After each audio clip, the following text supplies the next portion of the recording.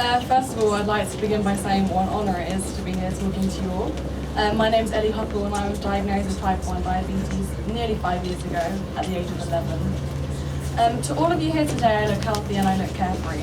From looking at me, you'd never guess that nearly 5 years ago I was diagnosed with an incurable, life-threatening condition. You wouldn't know unless you saw the hard, sore skin on my fingertips or if you saw the pump attached to my hip. Imagine living your everyday life with constantly moving targets and you don't know where the goalpost will be. We live 24/7 with just the preoccupation of living. It's not a case of just doing what you have to do and you forget about it. It's never going to go away. It's always at the forefront of your mind, but sometimes you wish it would just be at the back for even a few seconds. It doesn't stop when you go to sleep, and you can't possibly go to sleep without the worry of your blood sugar dropping too low while you're in bed. It doesn't stop when you're out with your family, and it doesn't stop when you're out with your friends. If I ask all of you here today whether you're afraid of needles, I'm pretty sure a lot of you will raise your hands. So imagine being told that needles will become routine and that your life will literally depend on insulin injections or infusion via a pump. From the day you're diagnosed, you and your family and even your friends have to learn how to literally keep you alive. The possible complications of this disease are scary. Heart disease, kidney failure, leg amputations, just to name a few. They all sound scary, right? And all this is exactly what someone with diabetes has to deal with. It's challenging, both mentally and physically.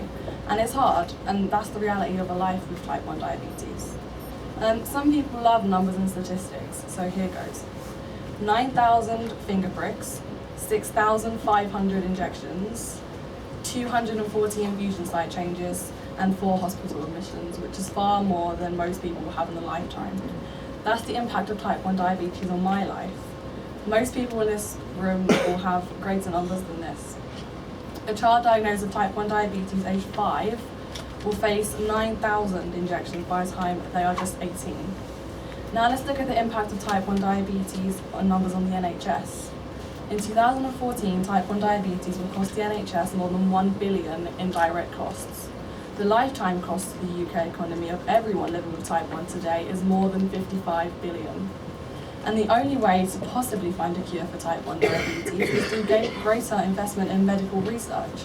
Money means research, research means more knowledge, and the more money invested, the greater the chances of curing type 1 diabetes. The government needs to invest more money to help find a cure so that type 1 sufferers would suffer no more, and the NHS could rid itself of the huge financial costs which are associated with type 1 diabetes. The UK government's investment into type 1 research is considerably less than in comparison to what is spent in the USA, Canada and Australia.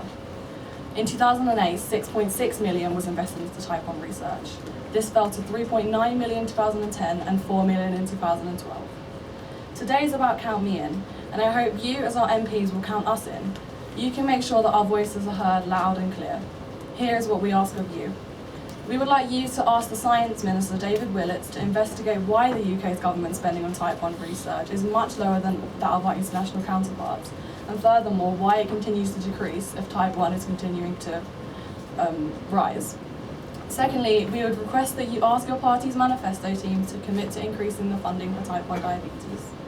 Right now, I can only imagine a world without type 1 diabetes, and imagine that I and millions of others dealing with this relentless condition may finally have a carefree and a pain-free life.